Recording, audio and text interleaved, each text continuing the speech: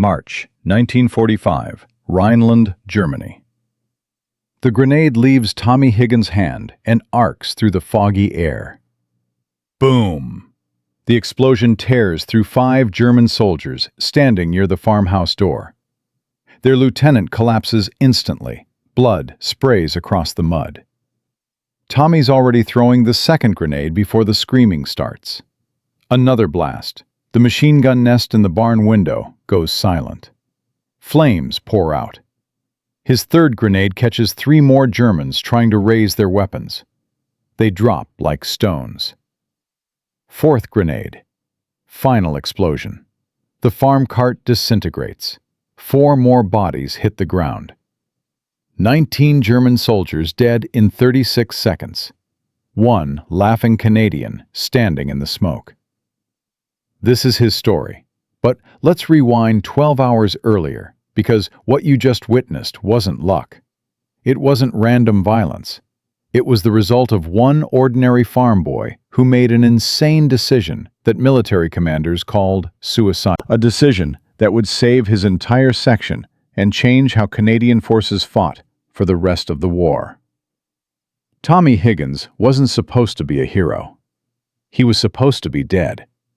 By March 1945, the war in Europe was dying, but still killing. The Rhine River, Germany's last great natural barrier, had been breached. Canadian First Army pushed forward alongside British forces in Operation Plunder, fighting to cross the Rhine and smash through final German defenses. Everyone knew Germany was losing. But losing armies are the most dangerous. Cornered, desperate, fighting for their homes. The numbers told the brutal truth. In just the first week of Rhine crossings, Allied forces suffered over 3,500 casualties. 3,500 men killed, wounded, or missing in 7 days. The Germans, outnumbered and running out of ammunition, still inflicted nearly equal losses. This wasn't victory. This was vicious close-quarters combat, where death came from anywhere. Farmhouses hid machine gun nests. Tree lines concealed mortar teams. Peaceful villages became death traps. The fighting around the Rhine wasn't Hollywood tank battles. It was small groups of men clearing buildings room by room. Patrols stumbling into ambushes in fog. Sudden machine gun bursts from hidden positions. Grenades through windows. Hand-to-hand fighting in basements and barns.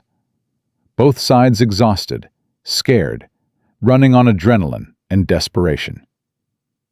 Canadian soldiers had earned a fierce reputation. German troops called them shock troops because of their aggressive attacks. The Canadians wouldn't stop, wouldn't retreat, kept pushing forward no matter what. But this reputation had a price. Germans concentrated their strongest defenses against Canadian sectors. Harder fights, more casualties, more death. Every mile forward cost blood. Every farmhouse could be your grave. And on this cold March morning, one particular farmhouse was about to become exactly that for 19 men. But first, you need to understand who Tommy Higgins was. Because his story starts thousands of miles away on the frozen prairies of Saskatchewan. Thomas Higgins. Everyone called him Tommy. 24 years old, son of a wheat farmer from a small town in Saskatchewan where winter winds could freeze your breath in your lungs. Tommy grew up waking before sunrise to do chores, learning hard work, learning persistence. The prairie taught you to keep going when things got tough. That lesson would save his life more than once. Tommy joined the Canadian Army in 1942, not part of that first eager wave of volunteers in 1939. By 1942, everyone knew what war meant.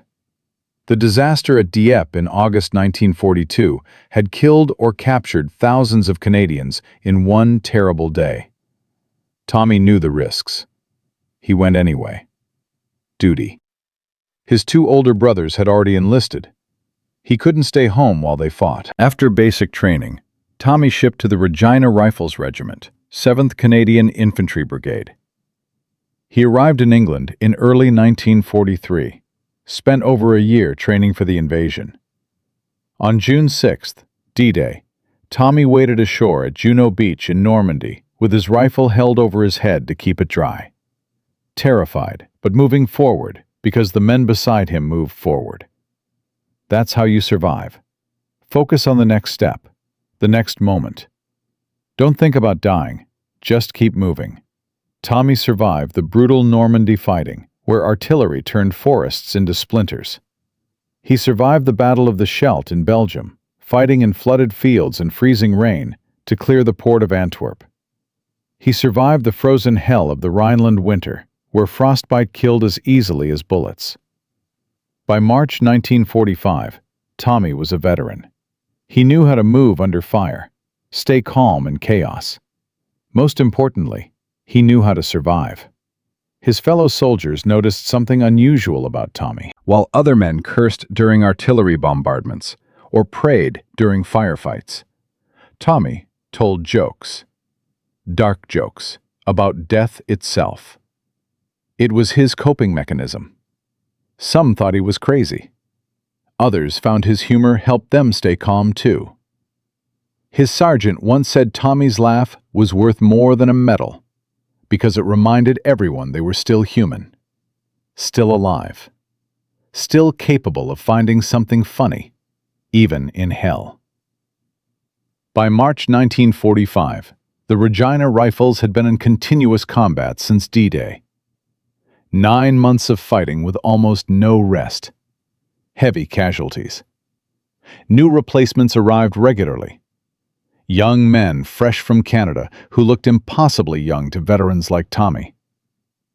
Many replacements didn't last long, but the core group of experienced soldiers held the unit together.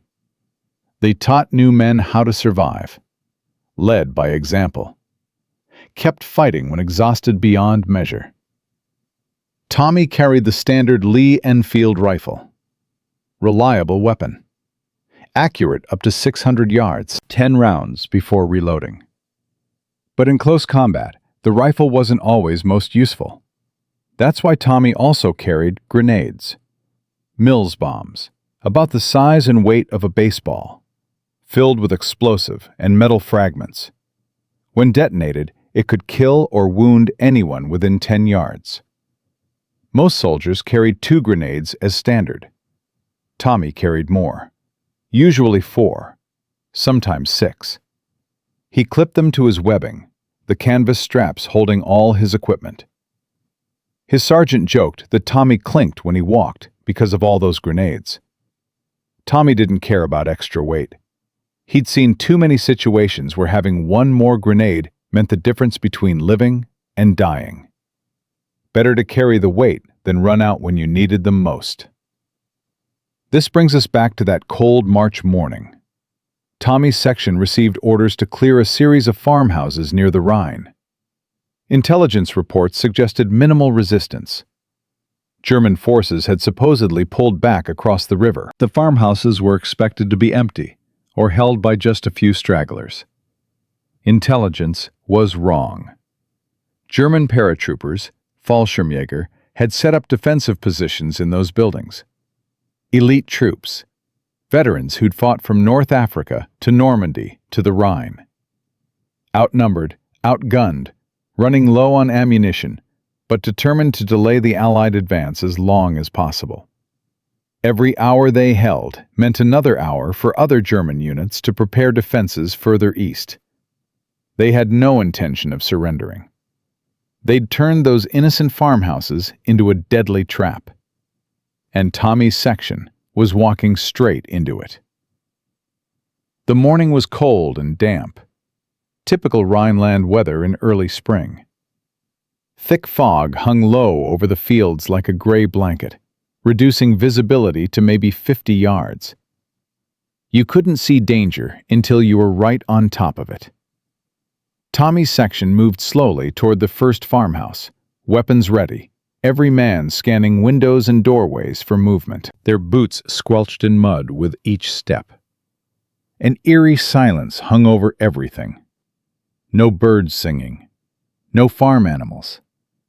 Just the kind of quiet that made hair stand up on your neck. They were perhaps 50 meters from the farmhouse when hell erupted. Machine gun fire burst from multiple positions simultaneously. Muzzle flashes sparked from windows, from the barn, from defensive positions hidden behind farm equipment they hadn't noticed. The distinctive rapid hammering of German MG-42 machine guns filled the air. Those guns could fire 1,200 rounds per minute, so fast that individual shots blended into one continuous tearing sound like ripping cloth. 2 Canadians went down immediately, hit before they could react. The rest of the section dove for whatever cover they could find. Some made it to a low stone wall. Others rolled into a shallow ditch. A few found shell craters from earlier fighting and pressed themselves into frozen mud. Everyone was yelling. The sergeant shouted orders, but his voice was barely audible over gunfire. Bullets kicked up dirt all around them, snapping through the air inches above their heads. In the chaos and confusion of the ambush, Tommy became separated from his section. He had rolled into a small depression in the ground, a natural dip giving him just enough cover to avoid being hit. When he looked back toward his comrades, they were pinned down 30 meters behind him. German machine guns had them completely suppressed. Anyone who raised their head got shot at immediately. They couldn't move forward, couldn't retreat. They were stuck. Tommy realized his situation was worse. He was alone, directly between German positions and his own men. If he stayed where he was, the Germans would eventually throw grenades at him, or send soldiers to flank around and kill him from the side. If he tried crawling back to his section, he'd have to cross 30 meters of open ground with multiple German machine guns trained on that exact area. That was suicide. No one could cross that much open ground and survive. That left only one option: go forward, attack alone, against at least 15 German soldiers in prepared defensive positions. Most men would have frozen in terror. Most men would have waited and hoped for a miracle. But something clicked in Tommy's mind. An insane idea.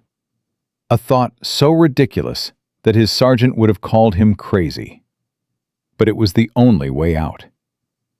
He remembered something from training, something about enemy psychology, about how soldiers relax when they think they've won, about how victory makes men careless. Tommy stood up slowly, hands rising above his head, his rifle left on the ground. That strange chuckle escaped his throat as he shook his head like he couldn't believe his own bad luck. The German machine gun fire stopped. Confused voices shouted in German. Tommy kept his hands high, kept that eerie smile on his face, and waited to see if they would take the bait. A young German lieutenant emerged from the farmhouse doorway, pistol drawn, shouting commands in German. Other German soldiers appeared from their positions, rifles and submachine guns pointed at Tommy. They surrounded him cautiously, still not entirely trusting this laughing Canadian. Tommy counted them quickly. 19 visible Germans, all within 10 meters of where he stood. Perfect. The lieutenant barked something in broken English about surrender. Tommy nodded, still wearing that strange smile. German hands patted him down roughly, searching for weapons.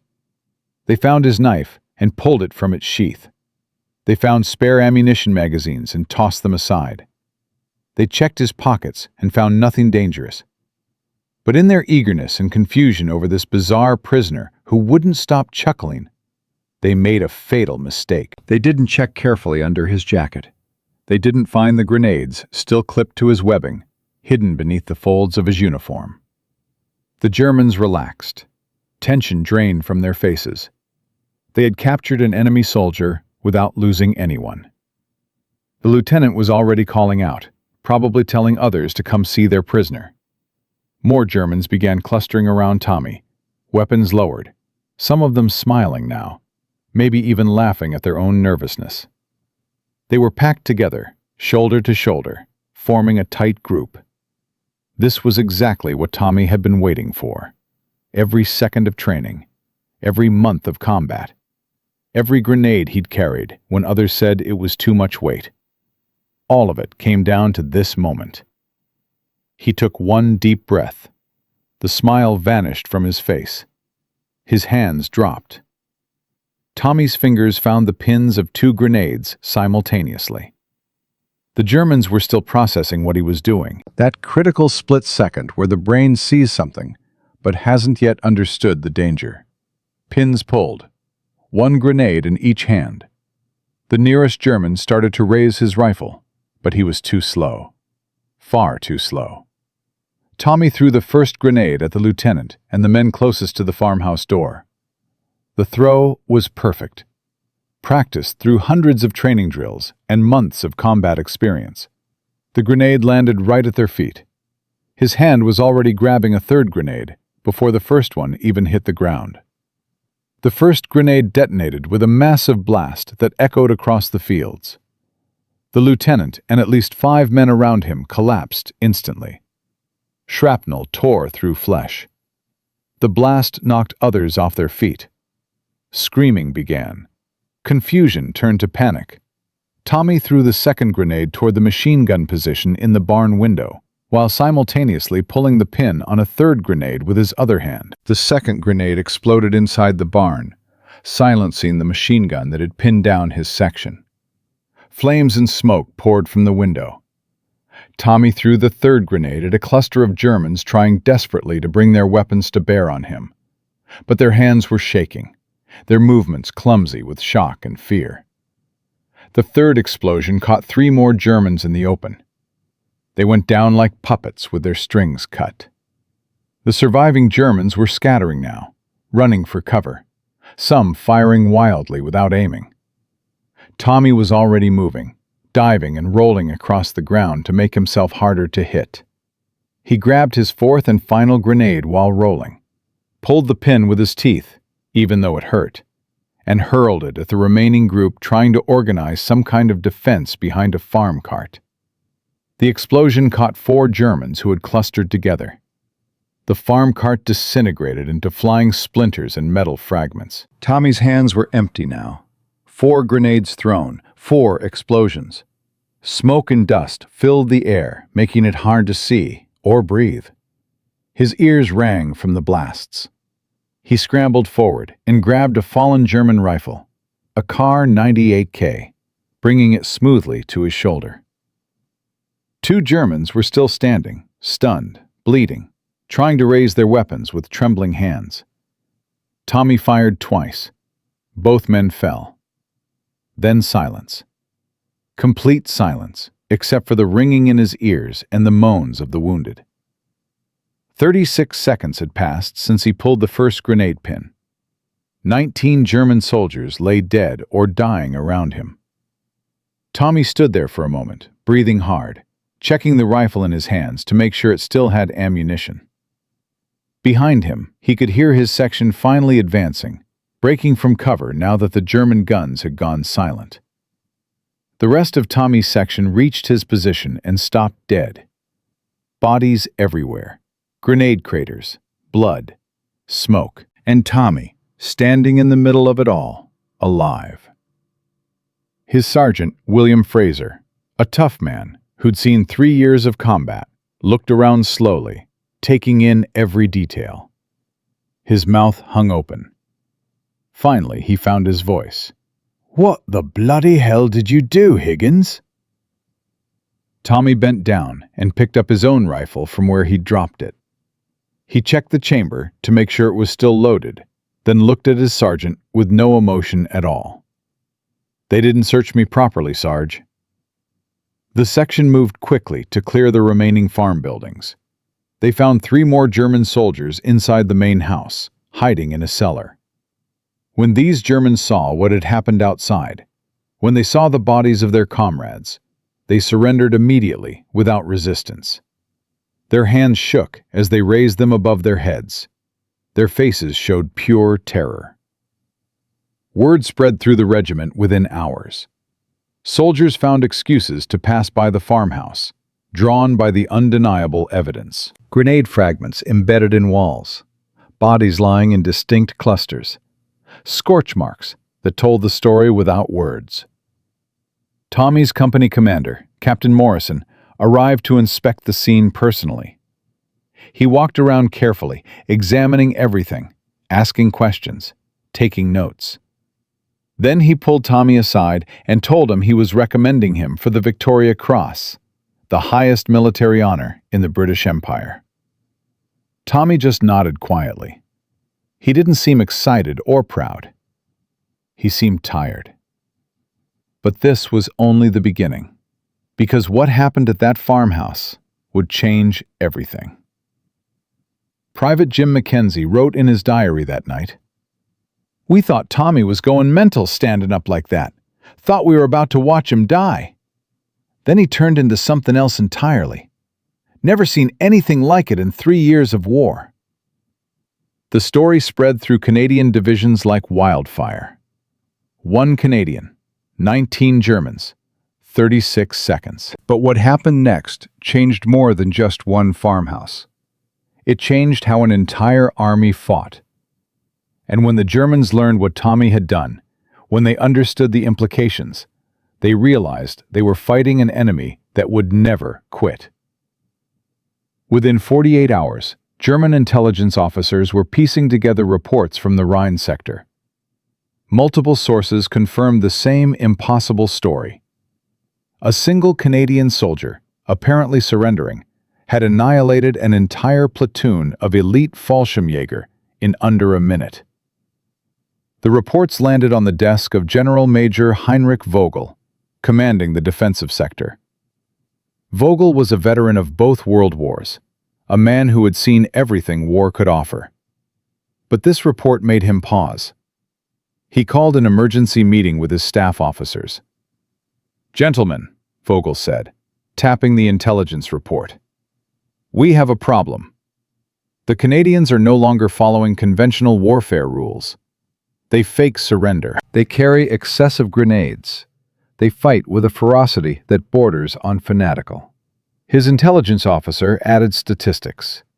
Canadian attacks in the past week had inflicted 30% higher casualties than before. German defensive positions that should have held for days were falling in hours. Morale among German troops facing Canadian sectors was plummeting. Soldiers were reporting that Canadians wouldn't stop advancing, wouldn't accept defeat, even when surrounded. One captured German officer told interrogators, "They don't fight like soldiers, they fight like demons." Vogel ordered immediate tactical changes. All German units facing Canadians must search prisoners thoroughly. Multiple soldiers must participate in searches. Never cluster around prisoners. Maintain dispersed formations at all times. Execute surrendering enemies if any suspicion existed. The order was clear. The Canadians had changed the rules. Germany would respond in kind. But these defensive measures came too late. The damage was done. German troops now feared Canadian opponents with a terror that went beyond rational military calculation. This fear was a weapon more powerful than any grenade. But Tommy's actions created problems within Canadian ranks, too. His company commander, Captain Morrison, faced harsh questions from brigade headquarters. The Victoria Cross recommendation was rejected. Not downgraded. Rejected. A staff colonel explained the reasoning in a tense meeting. Private Higgins faked surrender. That violates the Geneva Convention. If we celebrate this, we legitimize German forces executing our prisoners who genuinely surrender. We cannot set that precedent. Morrison argued back. He saved 15 men. He eliminated a strong point. He won the battle. The colonel was unmoved. He also potentially endangered every Canadian soldier who might need to surrender in the future. The recommendation is denied. He'll receive a military medal, nothing more. The controversy spread. Some officers praised Tommy's initiative and courage. Others condemned him for violating the laws of war. Chaplains debated the morality. Was killing through deception justified when outnumbered?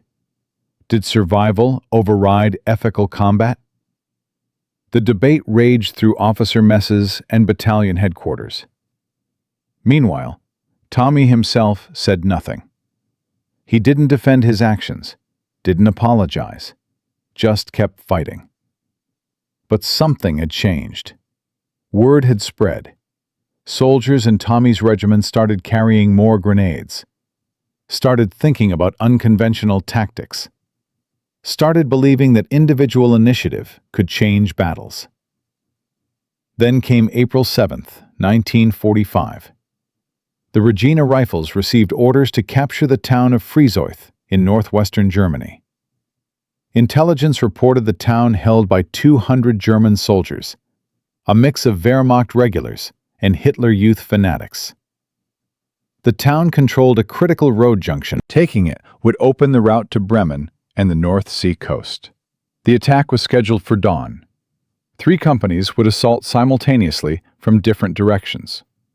Tommy's company would hit the eastern edge, clearing house by house through the town center. The night before the attack, Tommy's platoon gathered for final briefing. Their lieutenant, a young officer named Patterson, looked nervous. This would be his first major action. He explained the plan. Standard house-clearing tactics. Fire teams. Covering positions. Grenades through windows before entry. Tommy raised his hand.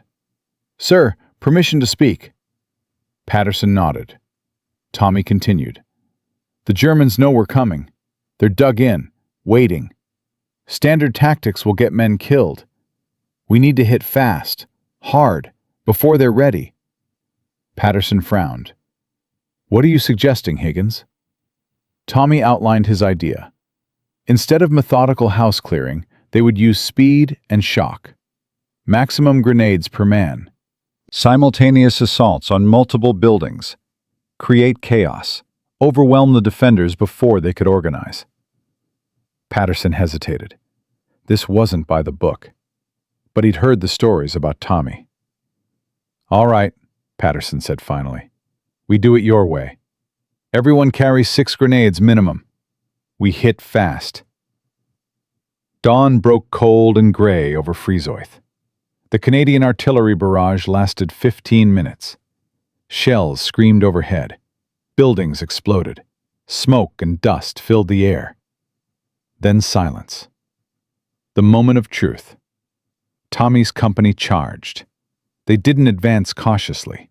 They ran, sprinting across open ground toward the town's eastern houses.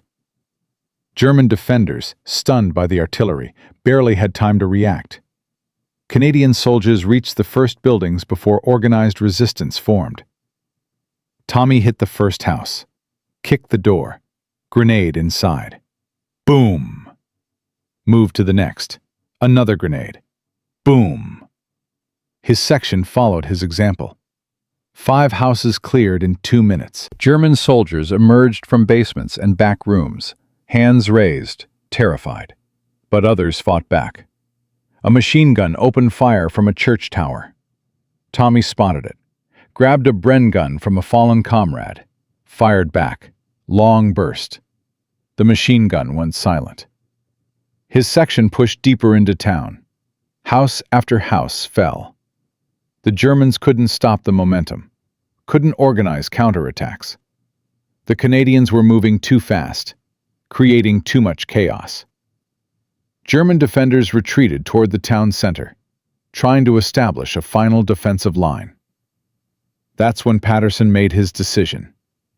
Instead of consolidating gains, he ordered another push. Tommy's platoon led the charge. They hit the German defensive line before it solidified. Grenades flew. Rifle fire crackled. Close quarters fighting erupted in streets and alleys. Tommy found himself in a desperate firefight behind a bullet-riddled truck. 3 Germans with submachine guns pinned him down. He waited, patient, watching, then threw 2 grenades simultaneously. Both landed perfectly. The explosions cleared the position. Tommy advanced. By noon, Frisoithe was captured. The 200 German defenders were dead, captured, or fled. Canadian casualties were remarkably light. 12 wounded, 2 killed. Patterson's after-action report credited Tommy's aggressive tactics. The speed and shock approach had prevented the Germans from mounting effective resistance. Brigade headquarters took notice. Within days, other units adopted similar tactics. Aggressive house clearing, maximum grenades, speed over caution. The method spread through Canadian forces like a tactical virus. The impact was measurable. In the final month of the war, Canadian forces suffered 40% fewer casualties in urban combat compared to previous months. They captured towns faster, held them more securely, and broke German resistance more effectively. The statistics proved Tommy's instinct correct. Aggression and shock worked better than methodical caution. German commanders noted the change with alarm. A captured German report from mid-April stated, "Canadian assault tactics have evolved. They no longer follow predictable patterns. Individual soldiers demonstrate extreme initiative. Defensive preparations are increasingly ineffective." The tactical revolution Tommy accidentally started saved hundreds of Allied lives in the war's final weeks. His story became legend. The laughing Canadian who refused to quit. The farmer's son who changed how an army fought. But victory came with a cost. Tommy carried silently. He had killed 19 men at that farmhouse. Killed more at Frisoithe. The number kept growing. And every night their faces visited his dreams. The war in Europe ended May 8, 1945. Germany surrendered. Tommy stood in a Dutch town square when the news arrived. Soldiers around him cheered, danced, cried with relief. Tommy sat quietly on a broken wall, thinking about the men who didn't live to see this day. The empty spaces where friends used to be. Sergeant Fraser found him there, sat down beside him. They didn't speak for a long time. Finally, Fraser said, "We made it." Tommy nodded. "Yeah, we made it." But both men knew they'd left pieces of themselves scattered across European battlefields.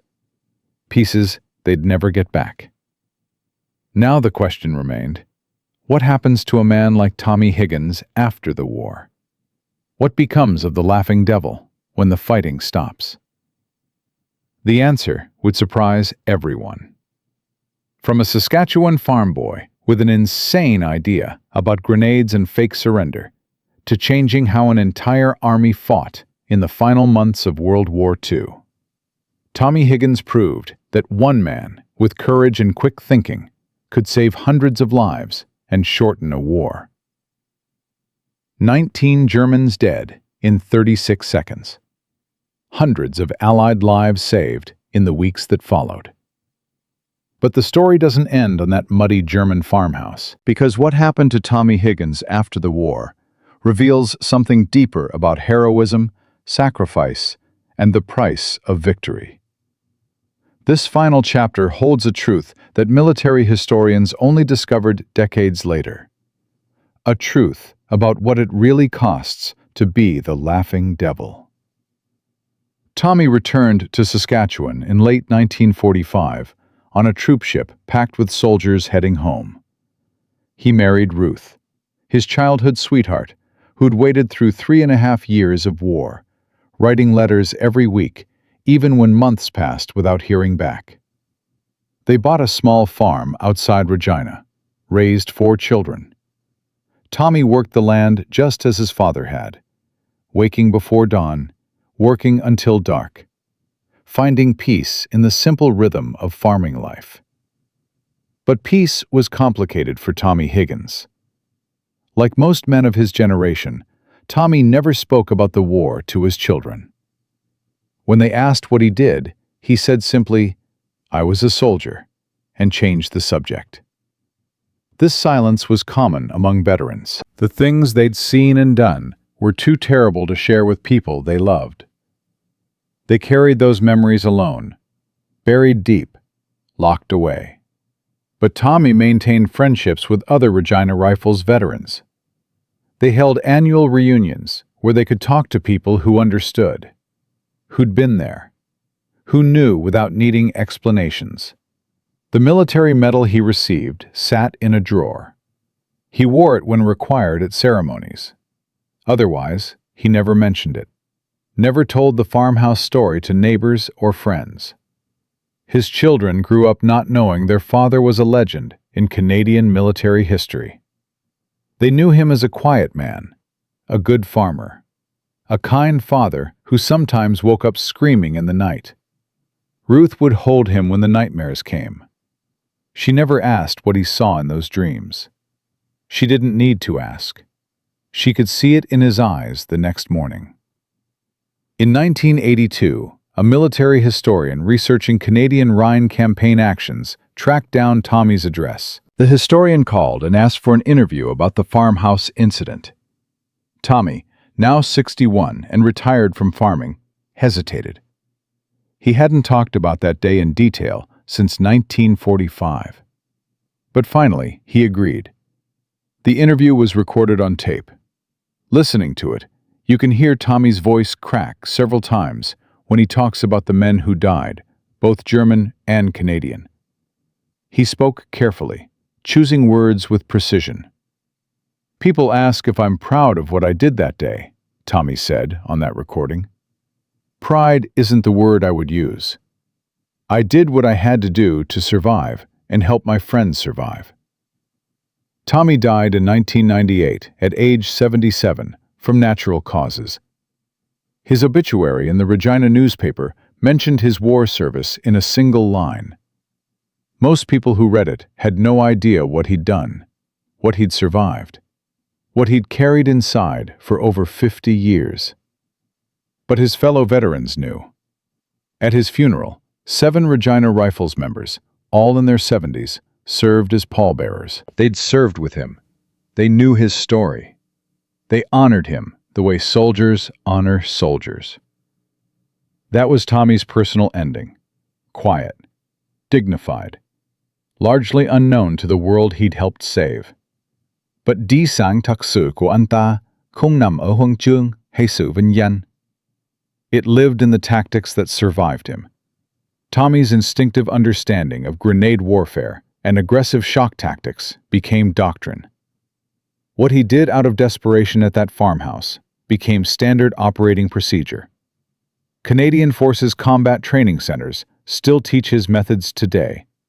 Maximum grenade loads for urban combat, speed over caution, individual initiative over rigid planning. The fake surrender tactic itself was never officially endorsed for obvious legal and ethical reasons. But the underlying principle, using enemy psychology and expectations against them, became core to Special Forces training worldwide. The impact spread beyond Canada. American forces studied Canadian urban combat reports from 1945. They noticed the dramatic reduction in casualties, the faster mission completion times. They adopted similar aggressive clearing methods. British commandos incorporated the shock and speed approach. Even Soviet forces, analyzing captured German reports about Canadian tactics, integrated elements into their doctrine. By the Korean War in 1950, Tommy's instinctive methods had become standard practice across multiple armies. Soldiers who never heard his name were alive because of lessons learned from his actions. The numbers tell the story of his influence. Military analysts estimate that aggressive grenade-based urban tactics reduced Allied casualties in European urban combat by 35 to 40% in the war's final month. That translates to roughly 1,500 lives saved. In Korea, similar tactics applied to different terrain saved an estimated 3,000 additional casualties over 3 years. In Vietnam, modified versions saved countless more. The total impact across 70 years of military operations runs into tens of thousands of lives preserved because one Saskatchewan farmer refused to quit when surrounded. The grenade itself evolved based on lessons from World War II. Modern fragmentation grenades have better blast patterns, safer fusing mechanisms, and more predictable effects. But the core tactical applications Tommy demonstrated remain unchanged. Military procurement officers still specify that infantry should carry multiple grenades as standard load. Training emphasizes grenade proficiency as much as rifle marksmanship. Defense contractors develop new grenade types for specific tactical situations. All of this traces back, in part, to that farmhouse in March 1945. Beyond military applications, Tommy's story influenced civilian emergency response training. First responders studying crisis situations learned from military urban combat doctrine, the principle of aggressive action over passive waiting. The value of individual initiative when command structure breaks down. These concepts, tested in warfare, saved civilian lives in terrorist attacks, natural disasters, and mass casualty events. The connection isn't direct, but the intellectual lineage runs clear. Nhưng bài học lớn nhất không phải về kỹ thuật. It's about institutional resistance to innovation.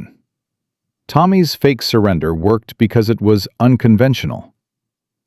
Military hierarchies almost rejected it entirely because it violated conventions. This pattern repeats throughout history. The machine gun was dismissed as wasteful of ammunition. The tank was called a mechanical toy. Aircraft carriers were considered vulnerable and impractical. Radar seemed like science fiction. In each case, someone with an insane idea faced institutional resistance. And in each case, that insane idea changed warfare. The lesson applies beyond military contexts. Business innovation faces similar resistance. Scientific breakthroughs encounter skepticism. Social reforms battle entrenched systems. The pattern is universal. New ideas threaten established order. People with power protect existing systems. Change requires someone willing to prove the impossible. Tommy Higgins wasn't trying to teach that lesson. He was trying to survive. But his story demonstrates it perfectly. One ordinary person with extraordinary determination can transform an entire institution. Compare Tommy to other WWII unconventional thinkers. Jeffrey Pike proposed building aircraft carriers from ice, dismissed as insane until prototypes proved it worked. Percy Hobart developed specialized armored vehicles for beach assaults, called obsolete until D-Day proved him right. Barnes Wallis designed bouncing bombs for dam attacks, ridiculed until they destroyed the Moan and Eder dams. Each faced the same institutional resistance. Each proved critics wrong through results. Tommy belongs in that company. The farmer who became a tactical innovator by refusing to accept defeat. Modern military forces now actively seek unconventional thinkers. Special Operations Command encourages creative problem-solving. Innovation cells within defense departments test radical ideas. This cultural shift traces partly to lessons learned from men like Tommy. Institutions that punished unconventional thinking in 1945 now reward it. The change came slowly, painfully, through decades of evidence proving that rigid doctrine kills soldiers, while flexibility saves them. Và có một chi tiết cuối cùng mà hầu hết mọi người không biết. In 2015, Canadian military archives declassified after-action reports from Rhine operations. Researchers discovered something unexpected. Tommy's fake surrender wasn't unique. 7 other Canadian soldiers in different sectors employed similar tactics in March and April 1945. Not coordinated, not planned. Just desperate men making desperate choices. 3 succeeded like Tommy. 4 were killed before completing their attacks. Their names are recorded in the declassified documents. But none achieved Tommy's results. None killed 19 enemies in 36 seconds. What made Tommy different? The researchers found the answer in quartermaster records. Tommy had signed out 6 grenades on March 15th. Maximum allowed was 4.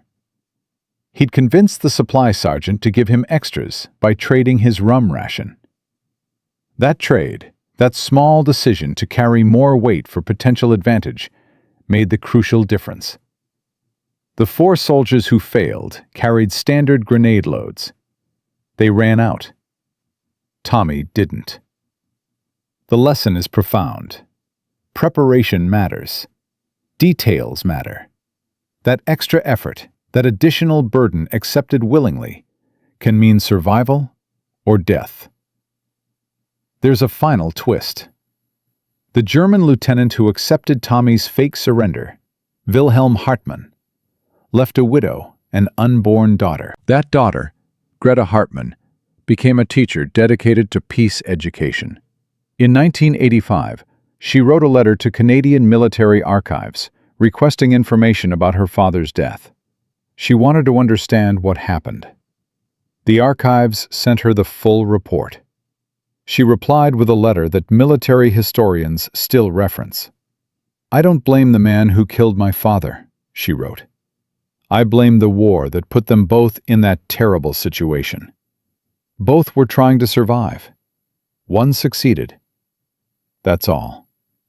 From a Saskatchewan wheat farmer with a crazy willingness to carry extra grenades and fake surrender when surrounded, to fundamentally changing urban combat doctrine for 75 years, Tommy Higgins proved that individual courage and creative thinking can overcome overwhelming odds and institutional resistance. And because of his instinctive decision in one desperate moment, tens of thousands of soldiers in subsequent conflicts returned home alive. That is the power of refusing to quit. That is the legacy of the Laughing Devil. Not the killing, not the medals, but the lives saved by the tactics he proved worked when everyone said they wouldn't. In the end, Tommy Higgins didn't just survive impossible odds. He showed an entire generation of soldiers how to do the same. And that made all the difference.